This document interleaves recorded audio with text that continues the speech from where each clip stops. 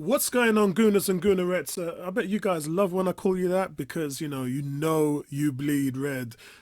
Another signing. It's not funny. It's like the number 18 bus on Harrow Road. You don't see any for hours and then two come at the same time. It's crazy. Jakub Kiwior is the latest signing, and if he completes his medical, which is due over this weekend without any concerns, then he could be announced as early as Monday or Tuesday this week. Now, there's reports that the defender will be at the Emirates crowd for Sunday's showdown against Manchester United, which we're going to talk about today. And so I'm hoping that we can see him tomorrow on Sunday. He's still only 22. But what I like about this, guys, is the versatility in this player's arsenal. Now, Arsenal, get the pun. And whether it's Zinchenko with his ability to operate as a left back or a left-sided central midfielder, number 8 or number 10, or whether it's Jakub, who can play centre back, he can play left back. He's even played defensive midfielder as well. There's a ton of versatility in this team, and we see that all across the board. Even with Trossard. With Trossard, he can play as an 8, a 10, left-sided player, and it's that versatility that Arsenal's looking for with Arteta setup.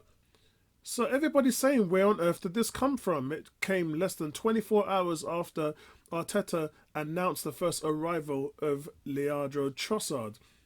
So I really do like where we're going with this, and I'm hoping that both guys, well, obviously Trossard's going to be on the bench now that his deal was done before midday. So we should see both guys at the Emirates being displayed to the crowd, and I think that we really do need that going into such a big game. So there was also something that we were talking about in regards to Reece Nelson's hamstring. He seems to be getting better now, and he's doing light running as well. Gabriel, William Saliba, Bukayo Saka, remember, they're one booking away from a suspension. They've been sort of squeaky clean in the last few games, and that means that they've been able to make this match.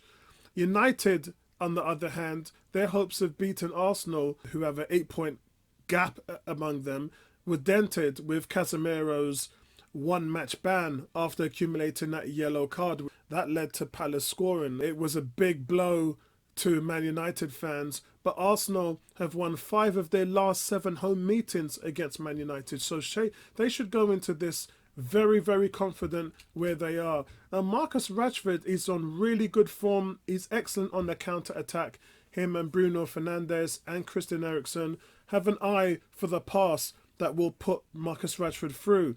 And Arsenal's midfield will have their work cut out for them. But so far this season, even with the Old Trafford game, where they only struggled because of Thomas Partey. Thomas Partey not being there was the only real reason why Arsenal struggled on the counter-attack. And then they fixed that the following week, playing Brentford away from home in an absolute masterclass from Arsenal. And one would think that United will need a lot more coming into this game. Now, the entire playing squad had to be overhauled, and there was a Sky Sports interview where they was talking about who had the harder job, who took over the worst team. Was it Arsenal with Arteta taking over the likes of Leno, Maitland-Niles, Socrates, Luiz? Saka was playing at left back at the time.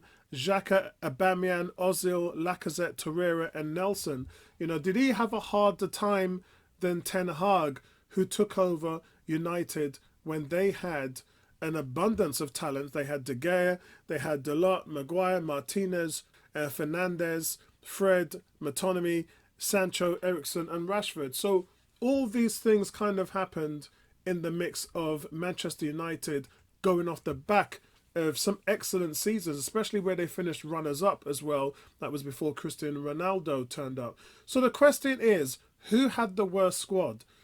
And for me, it has to be Arsenal, because the entire squad had to be overhauled. The culture was bad. That had to change. Even the standards, everything had to be reset. The wage structure, that had to come down 50, 60 million. And even the recruitment strategy, with an abundance of people brought in on that level, including our own Jack Wilshere. Arsenal were in 10th, 11th place. When he took over, they dropped as low as 14th. They finished 8th in the Premier League year on year. And that's a far cry from where Man United, before, as I said, Ronaldo came, they'd finished 2nd. And then Ten Hag's team spent 200 million as soon as he walked through the door. Whereas Arteta, couldn't spend any money due to how Raul Sanelli had crashed their finances. You remember, they was literally running around for scraps. They got Willian on a free, and then they got a bunch of loans, including Ceballos. They had Suarez, they had Mari included. Remember, they didn't sign until the summer. So they were really scraping the bottom of the barrel. So for me, the answer is definitely that Arteta's had the harder job. You had a team with Leno, the most mistake-prone goalkeeper in the Premier League over the last 3 years, and agent David Luiz, Mustafi, Socrates, Bellerin, Klasnach, all mistake-prone and really didn't have any impact on the team at all. And then you're talking about the old Xhaka as well, who had caused more mistakes leading to goals than any outfield player in the league. So for Ten Hag, he had none of that. And he had a very quick turnaround because he inherited a good squad. With Arteta, he had to build a new complete spine with Ramsdale, Gabriel, Saliba, Partey, Odegaard and Zinchenko. So he had to create that spine because the team just didn't have it. He made 9 changes to his starting 11, which is double what Man United had. There's only Xhaka and Saka really that's surviving. So United, as soon as Ten Hag came in, they got Casemiro, a world-class player. Consider that when Arsenal had to deal with loan moves of fringe players, which I just mentioned above. So it's not even close for me, guys. It's a complete mismatch of a question in terms of who took over a better team. It's definitely Ten Hag. And they're doing really well. They were coming off the back of 9 wins before they got the draw at Palace. But their record at Emirates, as I said, is not very good. And for me, Arsenal have to be the favourites. So I am going to go with a 2-1 Arsenal win. I'm not going to name the squad because you guys know the squad by now. It hasn't changed and it will not change. They're going with the winning formula. The difference is they're going to have that talent coming off the bench. They've got now Smith Rowe coming off the bench. They've got Trossard now coming off the bench in advanced series, as well as Fabio Vieira, who thankfully they've started to use him regularly now. So I'm just feeling more relaxed. As this goes on and on and on, guys, I'm just going to feel that much more relaxed because they have that much more talent with Jesus coming back next month. And it's just going to make us feel a little bit more relaxed. So my prediction is going to be 2-1 Arsenal. And it really is going to pave the way for how the season is going to roll. If we can win, I mean, if City win earlier on in the day, then the gap's only going to be 2 points. But as I said, Arsenal have got a few games in hand, and it's really down to them. It's in their hands. And the way Arsenal are playing now, they're just at the top of their game. Very rarely do we come into an Arsenal game and see them start the game badly. Very rarely do we see an Arteta team unprepared. It's just not the norm. It's just something that we don't really see right now. So the fact that they are such a well-oiled machine, every player knows their role. Every player is versatile. Even with Liverpool, I watched Liverpool the other day. They used to be a really good pressing team.